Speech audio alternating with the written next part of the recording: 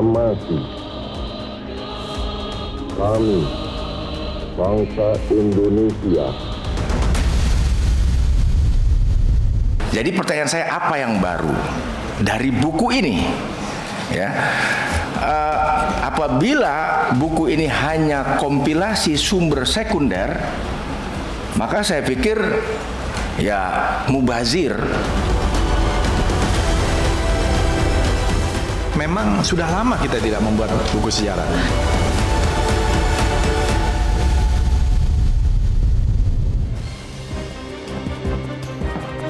Pemirsa, sebagai kado spesial untuk 80 tahun kemerdekaan Indonesia pada tanggal 17 Agustus 2025 nanti, pemerintah menggarap proyek penulisan ulang sejarah Indonesia. Proyek ini dikerjakan sejak akhir tahun 2024 dengan melibatkan lebih dari 100 sejarawan. Ada 10 jilid buku yang digarap dan berisi perjalanan negeri ini sejak zaman prasejarah hingga era 2024. Tidak saja berisi data, fakta, dan temuan baru yang belum pernah ditulis di buku sejarah sebelumnya, namun akan ada sejumlah revisi penulisan sejarah. Menteri Kebudayaan Fadlizon menyatakan sejarah kita harus ditulis dengan ton positif. Sejumlah pihak mengkritik proyek penulisan ulang sejarah ini. Selain menilai pengerjaannya terburu-buru, mereka khawatir terjadi penggelapan sejarah hingga rekayasa narasi masa lalu sesuai dengan kehendak pemerintah.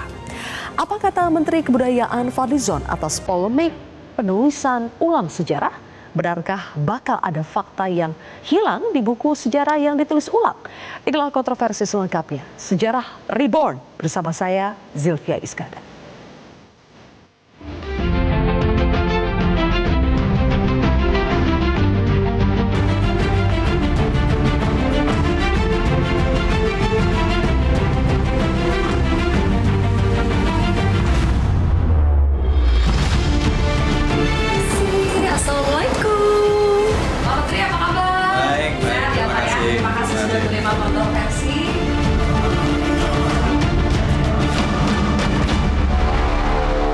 Saya sudah bersama Menteri Kebudayaan Republik Indonesia, Bapak Fadlizon. Pak Fadli, apa kabar? Baik, terima kasih Mbak Zilvia. Terima kasih Pak Fadlizon sudah menerima tim kontroversi di sini. Kita langsung saja ya Pak, mengulas hal yang memang sedang kontroversial dan menarik minat publik saat ini. Sejarah kita mau ditulis ulang. Benarkah ada fakta yang hilang? Jadi begini, sejarah kita ini sudah lama tidak ditulis. Terakhir ditulis yang difasilitasi oleh pemerintah, oleh negara, itu cerita tentang pada masa awal reformasi di era pemerintahan Pak B.J. Habibie. Kita sudah menulis buku tentang sejarah nasional Indonesia tahun 1976 kalau tidak salah, kemudian diterbitkan di tahun 1984, dan ada pemutakhiran. Pemutakhiran itu juga pada awal reformasi. Kemudian ada satu lagi buku namanya Indonesia dalam Arus Sejarah, itu lebih tematik. Ditulis di tahun 2002, tapi diterbitkan baru di tahun 2012. Jadi banyak sekali hal-hal yang belum dituliskan. Gitu. Selama 26 tahun kita tidak menulis sejarah. Ya, yang dilakukan oleh pemerintah. Kemudian ada perkembangan-perkembangan baru, update-update terbaru, yang juga selain tadi 26 tahun itu belum pernah dituliskan, temuan-temuan yang sifatnya arkeologis misalnya. Jadi ada banyak temuan baru banyak yang harus dipublikasikan kepada masyarakat. Dan sekali lagi ini dalam rangka untuk reinventing Indonesian identity. Oke. Dan untuk kepentingan nasional. Temuan-temuan baru ini rasanya bisa diterima dengan baik, tapi yang banyak menuai kritik Pak Menteri adalah bagian di mana ada sejarah yang dikhawatirkan justru hilang atau dibelokkan sesuai dengan kepentingan pemerintah. Misalnya soal pelanggaran HAM. Iya. Pak Menteri pasti sudah mendengar bagaimana pelanggaran HAM. Pak Menteri mengatakan banyak, hanya 2 yang akan ditulis ulang. Saya belum tahu, terus terang saja. Kita bukan menulis tentang sejarah pelanggaran HAM. Kita menulis sejarah nasional Indonesia. Ya kan? Nah, pelanggaran HAM mana yang mau dibicarakan? Ini buku sejarah nasional Indonesia. Aspeknya dari mulai politik, ekonomi, sosial, budaya, sampai itu dari 1,8 juta tahun yang lalu sampai sekarang. Jadi bukan buku tentang sejarah pelanggaran HAM. Tapi itu menjadi satu bagian Itu menjadi bagian yang ada di dalamnya, iya? Iya, salah satu komponen. Banyak pelanggaran HAM ada, tapi kita bukan menulis itu. Ya kan? Kalau pelanggaran HAM yang dilakukan oleh Belanda, itu juga banyak, tapi juga kita tidak menulis itu. Ketika Pak Menteri bilang nanti tone-nya akan lebih positif. Iya. Masih banyak yang belum memahami tone lebih positif itu seperti apa sih Pak Menteri? Jadi kita lebih banyak menampilkan pencapaian-pencapaian kita sebagai bangsa. Jangan take it for granted loh. Banyak bangsa yang tidak bertahan sampai 70 tahun. Uni Soviet aja adik kuasa bubar. Kita ini 80 tahun Indonesia merdeka, harus kita syukuri. Kita ini perbedaannya luar biasa. Saya katakan perbedaan kita ini, keragaman kita ini mega diversity. Mega diversity. Saking beragamnya itu luar biasa. Ekspresi budaya kita ini luar biasa. Perbedaan kita ini luar biasa. Tapi kita bisa bersatu. Ini sesuatu yang harus kita syukuri. Ini adalah sebuah mukjizat gitu loh sebenarnya. Nah, karena itu sejarah kita adalah untuk kepentingan nasional, untuk persatuan. Nggak bisa misalnya ada terjadi satu peristiwa etnik konflik. Terjadi kan faktanya. Terus kalau misalnya sejarah itu ditulis untuk memperbesar-besarkan dan membuka luka lama, untuk apa? Itu hanya akan menciptakan kemarahan publik. Ya kan? Nah, itu yang namanya tone positif. Nah, begitu juga kalau mau mencari-cari kesalahan kan bisa aja. Siapa sih yang nggak punya kesalahan? Pemimpin yang tidak punya kesalahan siapa? Ya kan? Kalau mau menggali-gali. Tapi saya kira kita ini mikul dur mendem jero gitu ya. Kalau kata Pak Harto itu. Jadi mengangkat yang baik, yang menguburkan yang tidak baiknya gitu. Kalau menguburkan yang tidak baik itu sama dengan menutupi, tidak Pak? Sama tidak tapi kita tidak menuliskan fakta yang sebenarnya, tidak? Ya bukan. Kalau mau mencari-cari kesalahan orang gampang kok. Mau kesalahan dari sisi mana? Dari mulai pemimpin-pemimpin kita itu jasanya banyak, kelemahannya pasti ada juga. Tetapi untuk apa kita menonjolkan kelemahannya? Jadi kita mau lihat apa pencapaiannya. Kekurangannya mungkin para sejarawan mencatat juga. Saya tidak tahu, saya tidak intervensi. Siapa yang menulis sejarah?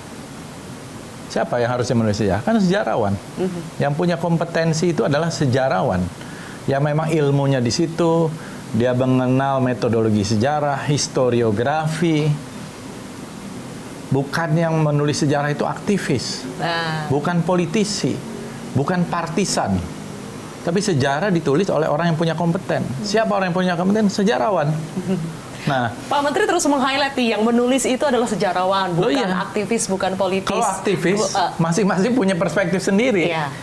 Politisi, partainya udah beda. Narasinya udah pasti beda. Ya kan? Kalau misalnya partisan, apalagi? Jadi kita serahkan kepada sejarawan. Tidak ada intervensi? Nggak ada, sampai sekarang saya belum pernah bertemu sama mereka. Tapi ada pesanan untuk membuat dengan tone yang lebih positif, itu memang request dari pemerintah. Karena untuk apa sejarah ditulis kalau untuk memecah belah? Sejarah ditulis untuk menyatukan bangsa kok. Itu kan kepentingan kita. Pak Menteri, bagaimana menjawab? Kan kita tahu ada pepatah sejarah itu ditulis oleh pemenang. Ya, itu klasik. History is always written by the winning general. Itu klasik, di mana-mana begitu. Apakah itu juga bisa kita kaitkan, pemenang juga bisa punya keinginan untuk menulis sejarahnya yang seperti apa? Versi pemenang, versi pemerintah? Nggak ada. Kita nggak pernah menulis aja. Sekarang saya tanya, apakah sejarah itu penting? Penting. Iya. Kenapa kita tidak tulis selama 26 tahun? Ya kan? Nah, karena sekarang Kementerian Kebudayaan punya Direktorat Sejarah dan Museum, memang itu disatukan. Nah, di dalam Direktorat Sejarah kita menginisiasi agar sejarah kita ini ada dan terus ditulis. Dan juga nanti buku-buku sejarah yang lain. Karena ini menyangkut masalah, apalagi 80 tahun Indonesia merdeka, kita harus syukuri. Perspektif sejarah kita ini harus Indonesia sentris, bukan kolonial sentris. Kemudian sejarah kita juga harus relevan bagi generasi muda. Sejarah kita ini juga harus ada update. Sejarah kita ini juga harus menarik ya. Dan juga reinventing Indonesian identity gitu. Dan hilangkanlah bias kolonial dan lain-lain itu. 10 buku ditulis awalnya itu prosesnya sejak akhir 2024 ya Pak? Iya. Sampai nanti akan launching di 17 Agustus. Kita harapkan deadline-nya begitu. Menjadi kado 80 tahun Republik Indonesia. Keburu gak tuh Pak? Sekarang udah berapa persen tuh? Keburu. Kenapa keburu? Pertama, kita tidak memulai dari nol. Ya, dari bahan-bahan yang sudah ada tadi, sejarah nasional Indonesia, ada bukunya 6 jilid kalau tidak salah, ada Indonesia dalam arus sejarah, itu menjadi acuan, dan juga buku-buku sejarah yang lain. Dari buku pernah ada 30 tahun Indonesia Merdeka, 40 tahun Indonesia Merdeka, jadi ada juga yang mungkin update itu. Kemudian dari 10 jilid ini dibagi para penulis dan editornya masing-masing buku sesuai ekspertisnya. Jadi sesuai dengan keahliannya. Jadi mereka menulis sebenarnya bukan 10 buku. Mereka menulis di chapter itu saja atau di jilid. Namanya itu editor jilid. Nah, udah dibagi. Nah, 113 itu dibagi ke sekian jilid itu, dan ada editornya, baru ada editor umum. Sampai hari ini saya belum lihat apa-apa. Maksud saya nggak mau intervensi, dan memang haknya mereka untuk menulis. Cuman ya pesannya bagaimana ini adalah kepentingan sejarah untuk Indonesia sentris, 80 tahun Indonesia Merdeka, dan juga tonjolkan perjuangan kita, bukan sekedar 350 tahun kita dijajah oleh Belanda gitu-gitu loh. Tapi perjuangannya dong, perjuangan di Ponorogo, Imam Bonjol, Patimura, di Indonesia Timur, di Indonesia Barat, Tengah, dan lain-lain gitu. Dan bakal ada uji publik ya Pak yang akan dilakukan sebelum launching? Ya, rencananya kita akan ada uji publik, ya mungkin di Indonesia bagian Barat, Tengah, Timur gitu. Seberapa besar nanti uji publik ini bisa mengubah atau merevisi isi buku itu Pak? Kalau ternyata nanti banyak masukan atau bahkan kritik? Ya bagus kan, ada kritik dan sebagainya, itu menurut saya bagus. Tinggal kita lihat saja nanti. Saya nggak mau berandai-andai, orang barangnya aja belum ada, maksudnya belum jadi gitu ya. Ya, kita memang tidak bisa berandai-andai ya Pak Menteri bagaimana nanti usulan atau kritik yang dimasukkan oleh masyarakat. Tapi setidaknya yang kita sudah bisa dengar sekarang adalah sudah ada kritik. Pasti Pak Menteri juga sudah dengar dari yang namanya Aliansi Keterbukaan Sejarah Indonesia. Mereka menilai diantaranya Pak Menteri, proyek yang disponsori oleh negara ini adalah bentuk rekayasa narasi masa lalu oleh negara dan ancaman penggelapan sejarah. Bagaimana Pak Menteri merespon ini? Itu kan tuduhan. Tuduhan yang tidak berdasar. Maksud saya bagaimana mereka, itu bahasanya saja luar biasa kayak begitu ya. Apanya? Coba buktikan omongan mereka itu yang mana. Dan siapa yang bicara gitu. Saya berani kok berhadapan sama mereka. Nggak ada. Yang mana? Pada bagian yang mana? Orang barangnya aja belum jelas. Kalau dia memang seorang ilmuwan pasti melihat ini bagian ini. Apa yang digelapkan orang belum ada. Jadi itu satu tuduhan-tuduhan yang tidak berdasar lah dan tidak ilmiah. Oke. Dan pemerintah bisa menjamin ya Pak bahwa tidak akan ada pembelokan sejarah yang tidak sesuai dengan fakta yang sebenarnya? Loh iya, makanya kalau mau dibelokkan yang mana coba? Saya tantang aja yang mana yang mau dibelokkan. Makanya kita pada bagian sejarah yang mana yang dikhawatirkan mau dibelokkan. Jadi terakhir Pak Menteri, jaminan dari pemerintah bahwa buku sejarah kita nanti yang terbaru itu sesuai dengan fakta, tidak ada pembelokan sejarah? Yang pasti yang punya kompetensi untuk menulis sejarah itu adalah tadi sejarawan, dan kita tentu berbasis kepada keilmuan, fakta-fakta, mulai dari fakta keras, hard fact gitu ya, dan lain-lain yang mereka mempunyai metodologi dan dalam historiografinya. Dan saya kira kita harus percaya pada sejarawan kita, pada ilmuwan-ilmuwan kita, perguruan tinggi yang ada 34 yang terlibat di sini kalau tidak salah. Dan mereka menulis ini saya kira dengan tanpa intervensi gitu ya. Nah, saya yakin bahwa apa yang ditulis itu sesuai dengan harapan ke depan ya, terutama sejarah kita ini untuk identitas jati diri bangsa dan juga untuk kepentingan nasional kita. Ya. Oke, baik. Terima kasih Pak Menteri atas waktunya bersama kami di Kontroversi. Terima kasih.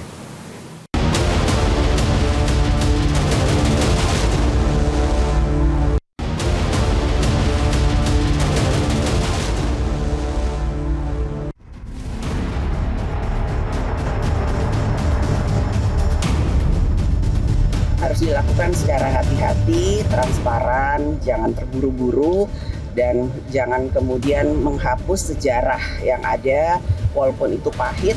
Setiap upaya untuk meluruskan penulisan sejarah itu sesuatu yang baik.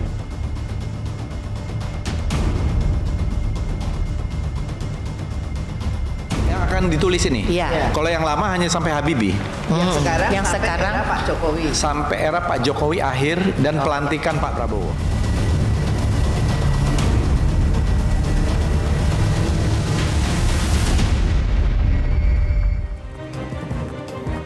Sejarah Reborn untuk membahasnya sudah hadir 4 narasumber di studio Metro TV. Di sebelah kanan saya adalah Ketua Tim Penulisan Ulang Sejarah Indonesia, Prof. Susanto Zudi. Prof. Susanto, selamat malam. Selamat malam, Mbak Sylvia. Berikutnya juga ada Wakil Ketua Komisi 10 DPR RI dari fraksi PKB, ada Pak Lalu Hadrian Irvani. Pak Lalu, selamat malam. Selamat malam, Terima kasih Assalamualaikum. sudah hadir. Waalaikumsalam. Kemudian juga ada sejarawan Bapak Andi Adian. Pak Andi, selamat malam. Selamat malam, Mbak. Berikutnya ada pendiri Wahid Institut sekaligus Ketua PBNU, Pak Ahmad Suyadi. Pak Ahmad, selamat malam. Terima kasih semuanya sudah hadir di kontroversi malam hari ini. Prof, tadi kita semua sudah mendengarkan penuturan dari Menteri Kebudayaan. Tadi saya langsung tanya, kenapa sih ada pesanan dari pemerintah bahwa sejarah kita harus ditulis dengan ton yang positif? Bagaimana tim penulisan ulang sejarah ini memaknai pesanan bahwa kita harus menulis sejarah dengan ton positif itu, Prof? Iya, sebetulnya membaca pesan itu kan kita tafsirkan dalam konteks kita menulis sejarah ini kan. Untuk tujuan apa?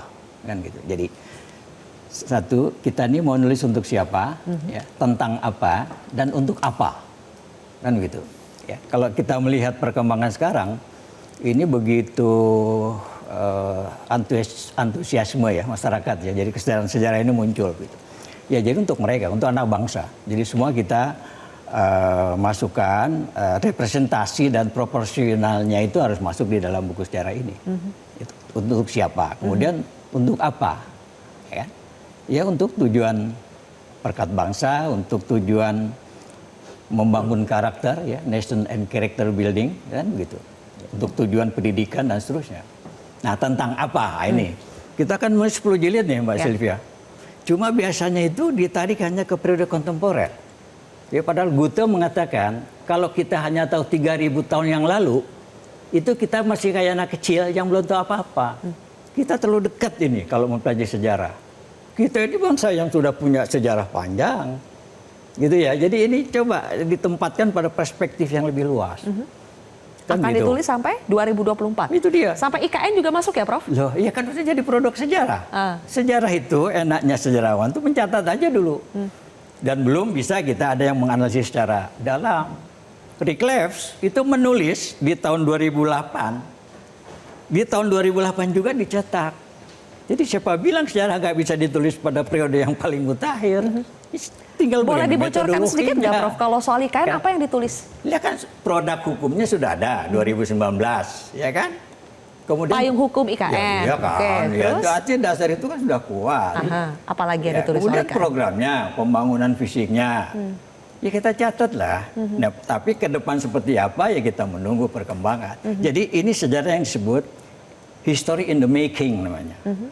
Ya, sejarah yang masih di dalam pekerjaan, tapi sudah bisa kita catat. Oke, tadi ton positif ya kalau kata Pak Menteri ya pesanannya seperti itu. Ya, tapi karena kita dengar dari Bu Puan, katanya jangan menghapus sejarah meskipun itu pahit. Wah itu begini Mbak, dalam sejarah itu ada yang namanya historical necessity dan historical fairness. Inilah, nggak semua bisa kita ungkapkan kepastian. Mari, tapi sejarah juga harus ditanggapi ya untuk tujuan apa tadi. Jadi sejarah itu subjektif pada setiap bangsa, itulah, ya kan? Ada historical fairness namanya. Ketika yang namanya kebenaran itu apa sih? Mungkin sebuah kesepakatan. Kebenaran adalah kesepakatan dari orang-orang tertentu, kelompok-kelompok tertentu. Indonesia dong. Platformnya harus Indonesia. Kan reinventing Indonesian identity. Oke, pertanyaannya saya balik ya, Prof. Kalau misalnya ternyata kenyataannya itu pahit, tidak sesuai dengan apa yang diinginkan kalau pemerintah. bangsa ini udah siap menerima kenyataan. Jadi sejarah itu mengajarkan kita kejujuran. History is the truth. Kebenaran itu ada di dalam sejarah. Makanya orang mencari kebenaran tidak dihukum, tidak pada hukum aspek hukum, sorry ya. Coba nanti sejarah yang akan mengadili. Sejarawan nggak akan mengadili, sejarahnya yang akan menunjukkan apa adanya. Kalau kenyataan itu pahit akan tetap ditulis tidak? Pahit misalnya untuk pemerintah, untuk penguasa gitu. Itu akan ditulis tidak? Jadi dalam sejarah itu ada peristiwa. Apa siapa? Kemudian dalam konteks apa? Ya. Kemudian makna apa? Ini menjadi metodologi teori sejarah. Sehingga jawaban sederhana dari pertanyaan saya itu gimana, Prof? Apa itu? Jadi kalau misalnya Iya ternyata kan? kenyataannya itu pahit, misalnya untuk pemerintah saat ini, untuk penguasa saat ini, apakah itu akan ditulis? Karena kan pesannya tonnya harus Pahit positif. tidak itu kan penilaian, Mbak. Penilaian, serahkan Bukan kepada masyarakat. penilaian. Tapi sejarawan Ada tetap dalam akan sejarah menulis. itu namanya historical fact, fakta keras. Apa fakta kerasnya? Mau dikasih contoh, Ya, misalnya. kasih contoh dong, Prof. Ya, misalnya, ini terus aja, biasa itu digeret ke masalah yang ke sini. Misalnya Prabowo Subianto, ya kan? Ini kan tinggal pilihan kata, dipecat, diberhentikan, dibebas tugaskan, kan gitu, sebagai Pangkostrat oleh DKP. Datanya apa? Sejarawan kan berdasarkan arsip dokumen. Datanya, faktanya, diberhentikan dengan hormat. Cukup nggak dinyatakan seperti itu dulu? Karena sejarah Indomaking tadi. Baik, oke. Gitu Saya kan? minta tanggapannya Apa itu ditutupi? Kan tidak kan? Oke, baik. Pak Andi mau langsung menanggapi apa yang disampaikan oleh Prof. Susanto karena catatannya sudah banyak. Saya kira saya akan mulai dengan satu poin. Tadi yang disampaikan Pak Menteri dulu ya, bahwa disampaikan bahwa kita akan memasukkan kasus HAM katakan. Tapi ini bukan sebagai buku sejarah tentang HAM. Saya kira ada yang misleading di situ, ada kekeliruan dalam memahami mengapa prinsip-prinsip HAM itu penting di dalam buku ini. Ya, itu satu. Jadi di mana-mana di dunia, ketika sebuah sejarah nasional dibuat, persoalan dasarnya pertama-tama adalah sebuah pernyataan atau sebuah kesadaran bersama, kesepakatan bersama tentang prinsip moral dan etis dari buku ini mau dibawa kemana. Pertanyaan itu selesai. Ya, prinsip dasar itu. Lalu maka ketika persoalan HAM menjadi satu isu yang masuk, maksudnya bukan cuma sekedar kasusnya, tapi sebagai prinsip etisnya. Karena HAM adalah satu entitas ya yang menjadi dasar dari reformasi kita. Ada di dalam konstitusi Undang-Undang Dasar 1945 pasal 28 bilang HAM, penegakan HAM dari A sampai Z ya. Dan disebutkan di situ ada tugas negara untuk memajukan, melindungi dan sebagainya. Maka itu satu HAM. Kedua apa di dalam reformasi? Kedua adalah demokratisasi. Ada multipartai, ada masalah difungsi TNI dan sebagainya. Maka itu ada di dalam konstitusi. Ketiga apa? Ketiga adalah KKN itu anti. Jadi ketiga dasar itu menjadi value baru, kebaruan di dalam masyarakat Indonesia. Sehingga kalau kita akan membuat sebuah penulisan baru, maka clear apakah prinsip moral ini yang akan kita pakai untuk menjadi sebuah penulisan sejarah nasional. Kalau itu titik berangkatnya, perdebatannya akan menjadi lebih enak. Bukan cuma sekedar ini aktivis yang menulis lah, saya sejarawan, tapi saya juga seorang aktivis, gitu kira-kira gitu kan. Kita belum. Anda menulis, Anda sejarawan. Ya, kita belum masuk ke case per case, tapi secara value ya. Jadi tadi Bapak menjelaskan secara value harusnya 3 value tadi, prinsip tadi itu masuk dalam penulisan. Itulah ciri dari reformasi Indonesia. Apa sih ciri reformasi Indonesia? Kan saya pertanyakan, apakah prinsip itu menjadi pijakan dasar? Apakah itu menjadi pijakan? Langsung kita konfirmasi ke Prof ya. Turunkan di dalam cara kita menulis. Sejarah, bagaimana Prof? Apakah 3 value itu menjadi pijakan untuk menulis 10 jilid buku tadi? Dasarnya tentu sejarawan itu kan punya etik, punya teori, punya metodologi, ya punya ontologi. Itu teori itu kan kita bangun atau kita gunakan untuk menjelaskan fenomena, gejala dan seterusnya. Nggak ada masalah yang dikatakan sepakat ya? tadi. 3 poin itu sepakat saja ya? Prinsip dasar. Oke. Apa yang kenapa Pak berusaha menegaskan harus ada 3 itu? Karena pertama-tama yang kami baca, ini saya ya secara pribadi ketika saya baca, ada yang mau dibaca, bagaimana? Ada satu konsep yang saya baca, ya dikeluarkan oleh Kementerian Kebudayaan, atas dasar konsep itu, ya kan seperti gini loh, mahasiswa bikin skripsi juga kan ada proposalnya itu kan, dulu. Kita akan menilai dari itu kan sebelum skripsinya jadi. Maka ketika membaca itu, saya ya tersentak ya dalam artian bahwa banyak sekali ini di permukaan sekali, tidak ada prinsipnya pada bagian misalnya dikatakan dengan istilah repot nasi, kan itu membangkitkan gini sewaktu muda saya ikut terlibat kan dalam reformasi kan. Kita membayangkan sebuah masyarakat baru, tiba-tiba itu menjadi sebuah cerita yang disangkal atau dikecilkan dalam artian yang lebih penting adalah menata negara ini gitu kan. Menata birokrasinya, ada pemerintahan baru. Tapi yang penting juga ketika disampaikan pada awal itu bahwa mengapa buku ini ditulis, sejarah nasional ini ditulis, karena ada data-data baru. Saya kira itu shaky ground untuk bilang bahwa sejarah nasional dibuat. Karena kalau memang ada data-data baru, hasil penelitian baru, ya kementerian tolonglah terbitkan mereka lebih utuh gitu. Itu lebih baik, murah, utuh, orang nggak sepenggal-penggal. Tapi kalau misalnya, makanya pertanyaannya pada tataran etis seperti apa sejarah nasional kita akan dibuat. Itu yang menjadi substansi kita. Oke, coba saya alihkan dulu ke Pak Lalu ya, karena dari Komisi 10 sudah mendengar pemaparan dari Kementerian Kebudayaan yang lebih komprehensif. Setelah didengarkan, Pak Lalu, apakah sebetulnya menjawab pertanyaan-pertanyaan Pak Ahmad di sini?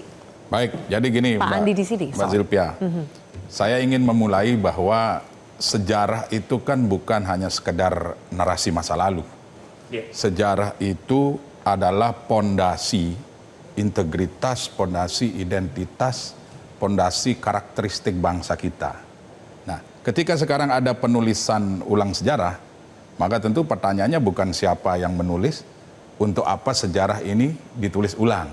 Nah, kami di DPR ingin memastikan bahwa penulisan ini nanti harus betul-betul inklusif, harus betul-betul objektif, harus betul-betul jujur. Agar apa? Agar tidak digunakan sebagai alat kekuasaan untuk membungkam narasi-narasi atau membungkam ide-ide atau temuan-temuan yang hari ini banyak diakui bahwa ternyata ada temuan baru sehingga perlu penulisan sejarah. Ada bukti-bukti baru sehingga ini juga perlu dimasukkan ke dalam materi penulisan itu. Nah, itu yang pertama. Jadi Komisi 10 melihat memang diperlukan adanya pemuktahiran itu? Ya, diperlukan. Karena itu jelas di berbagai diskusi, di berbagai narasi yang kita temukan di publik, ada itu. Nah, yang kedua, kami di Komisi 10 ingin memastikan juga bahwa berdasarkan hasil raker, ada beberapa catatan yang ingin kami sampaikan kepada pemerintah. Ya, dalam hal ini mungkin beliau sebagai ketua penulisan ini, ketua proyek inilah gitu kan, dan ingin memastikan kepada masyarakat bahwa satu, penulisan ini juga harus melibatkan banyak pemangku sejarah, akademisi, praktisi, sejarawan dan sebagainya. Ya, bila perlu tidak hanya 100, seluruh Indonesia ini yang berlabel sejarawan, yang berlabel akademisi, praktisi dan sebagainya, bila perlu kita tanya. Aktivis yang sejarawan? Termasuk beliau, karena penting. Karena kata Pak Menteri tidak melibatkan aktivis atau politisi karena akan ada konflik pasti beliau kepentingan libatkan, cuman tidak disebut aja, cuman tidak disebut. Nah, itu pertama. Yang kedua, kami ingin memastikan bahwa sejarah ini nanti ketika sudah rampung penulisannya, jangan dianggap sebagai sejarah resmi.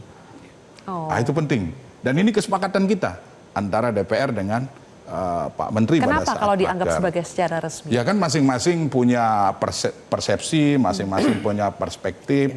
Jangan sampai interpretasi, jangan sampai nanti ada pemerintahan baru mengeluarkan sejarah baru dan itu dianggap resmi. Ketika berganti rezim, nanti mengeluarkan sejarah juga. Mengklaim lagi sebagai sejarah bahwa resmi. ini yang paling resmi kan seperti itu. Jadi tidak usah ada ember-ember Tidak resmi. usah ada Biarkan ember-ember ini seperti itu. sejarah Ya. yang open interpretation, maksudnya begitu Pak? Itu yang saya maksud. Yang ketiga, kesepakatan kami itu adalah agar penulisan sejarah ini betul-betul tersosialisasikan.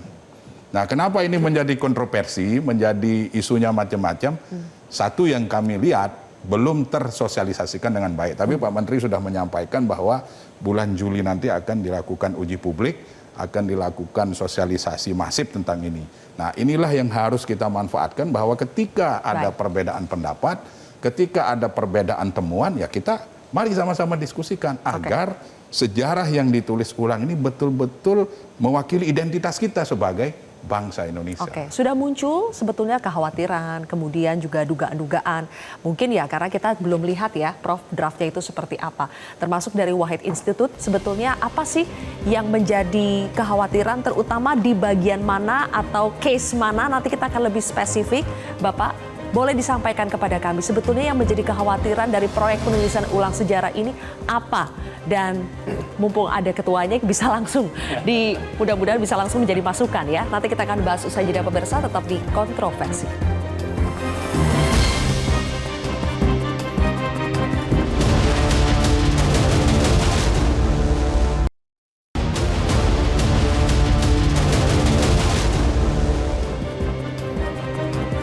Baik, saya langsung ke Pak Ahmad, pendiri Wahid Institute. Apa catatan Wahid Institute soal proses pengerjaan proyek penulisan ulang sejarah ini, Pak? Apakah ada yang luput dari proses pengerjaan ini sehingga akhirnya memunculkan kontroversi?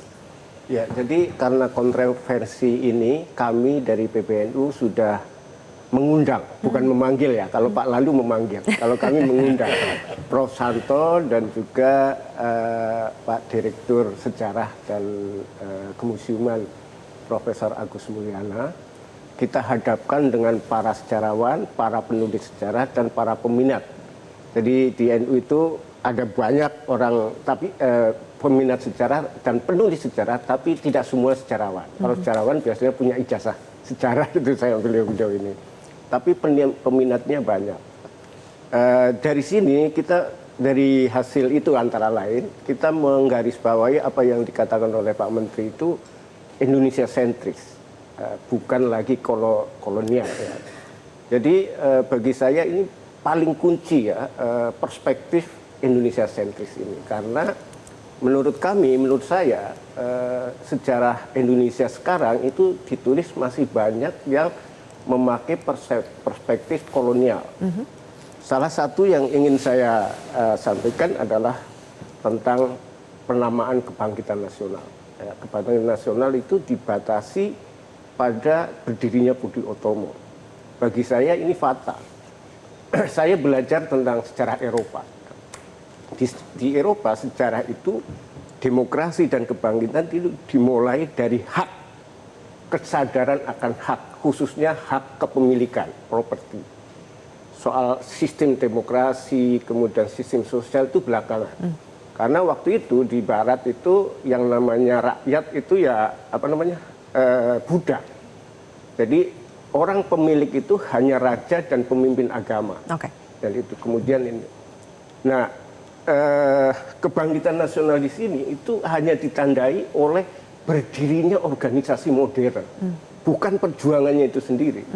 Nah, kalau kita berangkat dari kesadaran hak, maka hak itu berangkat dari pemberontakan-pemberontakan yang sekarang ini dianggap sebagai pemberontakan daerah gitu. Jadi dari daerah ke nasional itu. Jadi kalau menulis dengan perspektif Indonesia sentris itu positif ya menurut Bapak ya? Setuju dengan hal itu? Harus.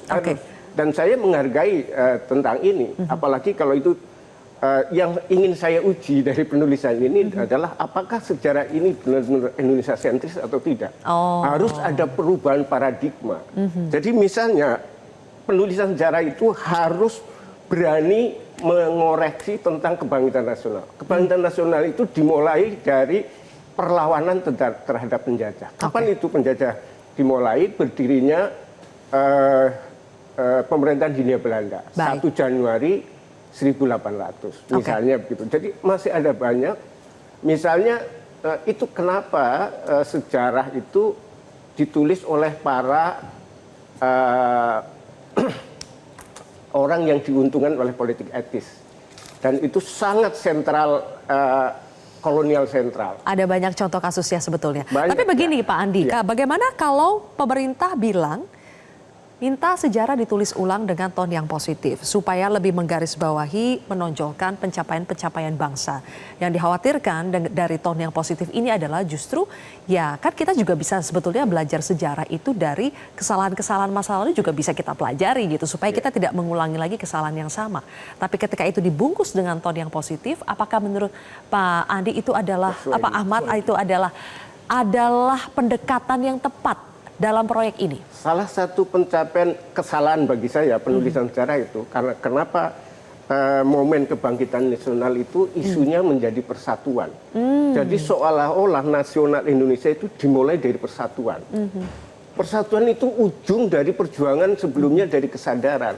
Inilah kenapa kita gagal memberantas korupsi, gagal membangun sistem politik yang transparan dan dan imbang. Ini karena kita mengacunya ke sana, bukan mengacu pada perbedaan-perbedaan. Kalau kita melihat dari perjuangan sejak setelah 1800 itu banyak sekali ada Diponegoro terutama dan berbagai pemberontakan yang lain. Sehingga kita bisa melihat ada proses saling saling tukar menukar, saling berdebat, bahkan saling mengoreksi dan lain-lain. Jadi sebetulnya tidak mesti harus pakem tone positif, tidak harus selalu begitu kalau menurut Pak Soedi. Jadi harus kembali ke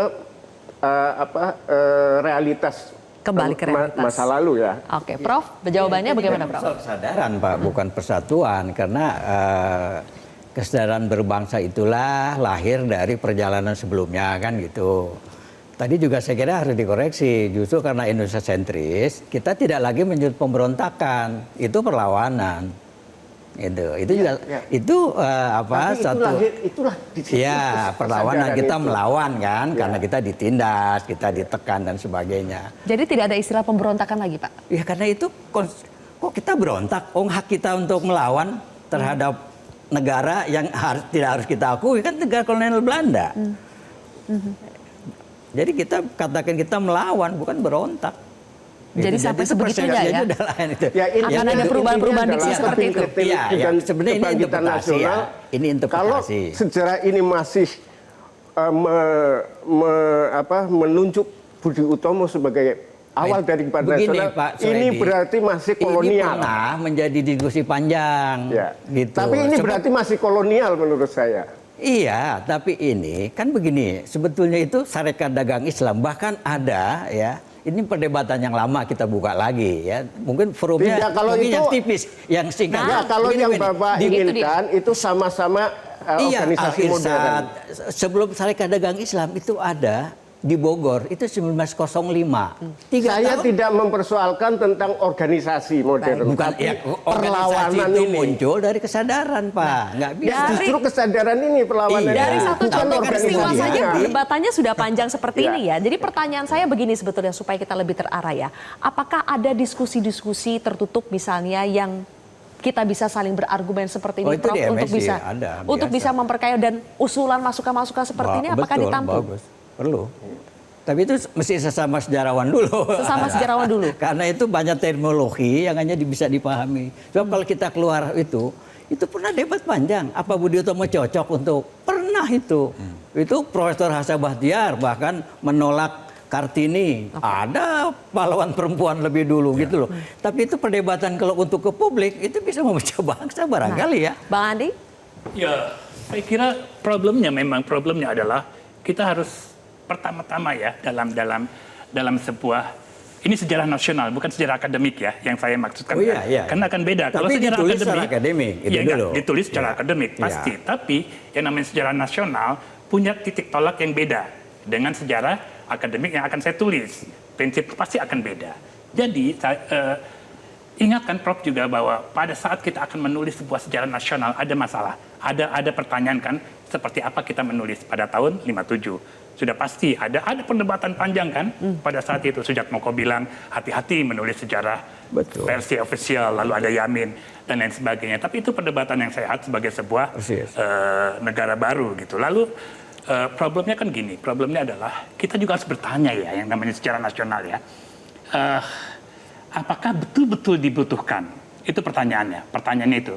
Jadi ada satu periode sebelum tahun 76 ya Prof ya. Kan SNI pertama terbit pada tahun 76. Sebelum itu nggak ada tuh namanya SNI. Dan kehidupan tetap baik-baik saja. Maksud saya nggak kiamat gitu. Indonesia tanpa itu. Tapi orang punya satu sense patriotik udah pasti. Kita akan melihat generasi yang lahir dari kesadaran historis itu. Jadi yang penting adalah bagaimana membangun sebuah kesadaran historis baru. Intinya apa ujungnya, tujuannya? Civic. Itu yang kita nggak punya di dalam civic education. Civic arti kesadaran civic, kesadaran kewargaan modern, di mana kita hidup sebagai warga negara yang tidak punya prasangka ras, ya. Kita hidup bersama, kan itu nilai-nilai yang kita ajarkan pada anak-anak. Nah, nilai inilah yang makanya saya akan selalu bukan pada data yang baru, tapi nilai apa yang akan kita sampaikan di dalam proses. Apakah untuk mengetahui lebih lengkap lagi, untuk menilai lebih jauh soal penulisan ulang buku sejarah kita ini harus menunggu uji publik yang baru akan dilakukan bulan Juli nanti ya? Dan sejauh apa nanti sebetulnya uji publik ini bisa pada akhirnya memberikan masukan atau mengubah isi dari buku sejarah yang sudah ditulis oleh tim? Nanti kita akan bahas lebih jauh pemirsa, usai jeda.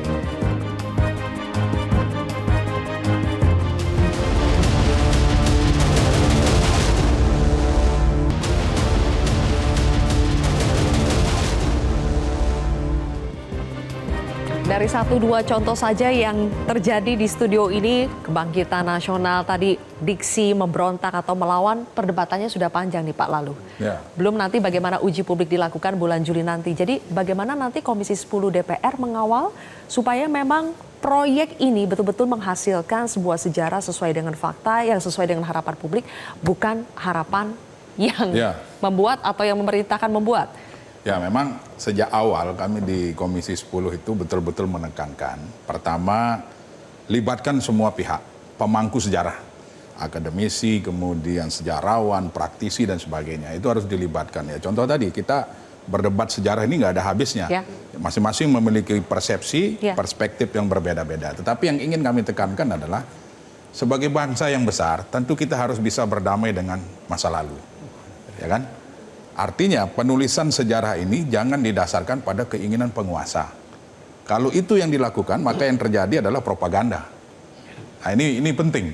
Jadi Komisi 10 ingin memastikan bahwa penulisan sejarah ini betul-betul inklusif, kemudian jujur, mengakomodir semua pihak.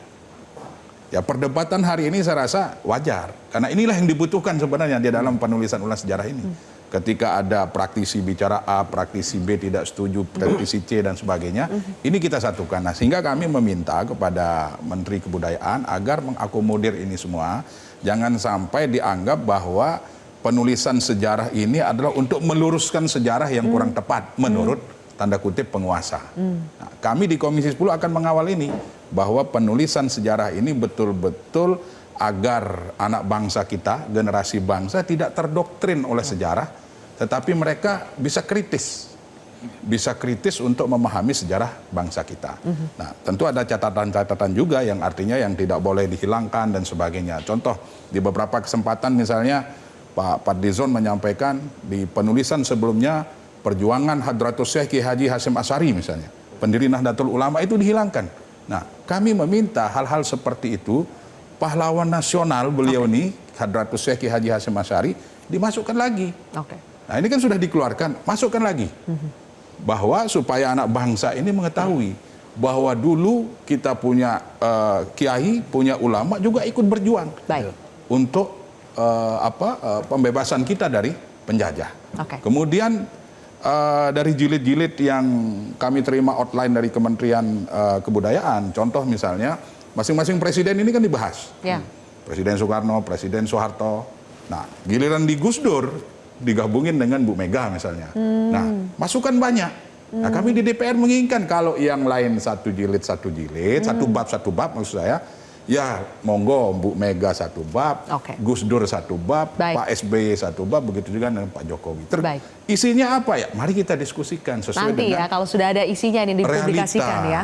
Terima kasih Pak Lalu masukan-masukannya. Kalau dari Pak Andi, masukan-masukannya mumpung ini masih bulan Juni ya. Iya. Saya akan berangkat dari satu pendapat seorang filsuf ya, Paul Ricoeur ya, yang bilang in democracy memory belongs to all. Jadi semua punya hak untuk mengingat secara bersama dalam satu proyek bersama di dalam kehidupan masyarakat Indonesia ini ya. Jadi jika proyek ini ya tidak berpijak pada prinsip-prinsip yang kita kenal sebagai hak asasi manusia saat ini, lalu juga pengakuan terhadap korban ya, dan juga transparansi publik seperti yang tadi disimpatkan, maka apapun bentuknya itu bukan sebuah sejarah nasional. Itu adalah sebuah narasi kekuasaan. Maka kami atau rakyat secara umum lah punya hak untuk mempunyai kecurigaan itu, hermeneutika kecurigaan, bukan nyinyir. Karena ini adalah sebuah prinsip dasar dalam masyarakat modern untuk melihat bahwa kita harus mendapatkan yang terbaik dari dana publik. Sekarang kita pada saat yang bersamaan saya ingin sampaikan juga ada satu proyek tentang sejarah Indonesia yang sedang ditulis, Routledge History of Indonesian History. Itu yang sedang juga. Jadi kita punya benchmark sebenarnya. Maka kita akan melihat apakah kejujuran itu ada gitu. Apakah kejujuran itu apakah ada? akuntabilitas itu tetap dipegang di dalam penulisan sejarah. Baik, terima kasih Itulah Bapak. prinsip yang harus dipegang. Terima kasih Pak Andi dan juga sekarang Pak Suhaidi, masukannya? Ya, saya setuju dengan penulisan kembali dengan semangat baru dan perspektif baru. Itu yang saya maksudkan. Saya setuju dengan Indonesia sentris itu, tapi Indonesia sentris yang dimaksud agar kita bisa belajar dari masa lalu dan untuk masa depan. Apalagi kita menghadapi era digital ya, kita belum bisa membayangkan apakah sejarah ini akan bisa menjawab itu. Tapi yang paling penting bagi saya adalah bagaimana agar semua bisa terangkut dan kita benar. Salah satunya ketika kebangkitan nasional itu diartikan sebagai persatuan, itu yang membuat kita selalu terjebak pada keseragaman, penyeragaman. Gitu. Karena kita bernasional itu untuk bersatu. Tapi kuncinya bukan di situ. Kuncinya adalah menyampaikan pada hak, mendelivery hak dari masyarakat itu, kemiskinan, kesenjangan. Tidak perlu penyeragaman ya. Tidak. Singkat, Pak Rof, mendengar semua usulan ini, singkat saja bagaimana nanti ini akan menjadi masukan berarti buat tim? Iya pasti, karena menurut sejarah itu kan proporsi, kemudian representasi, banyak kan. Indonesia kan begini luas gitu.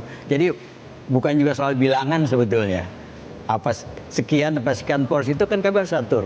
10 jilid terlalu pendek. Gitu. Ya, jadi konteks dan meaning itu, ya apa yang kita maksud dengan keindonesiaan itu menjadi pegangan kita bersama.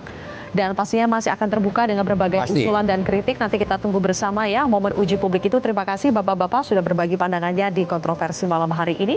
Pemirsa, saya Zilvia Iskandar mewakili rekan-rekan bertugas mengucapkan terima kasih atas kebersamaan Anda. Selamat malam, sampai jumpa.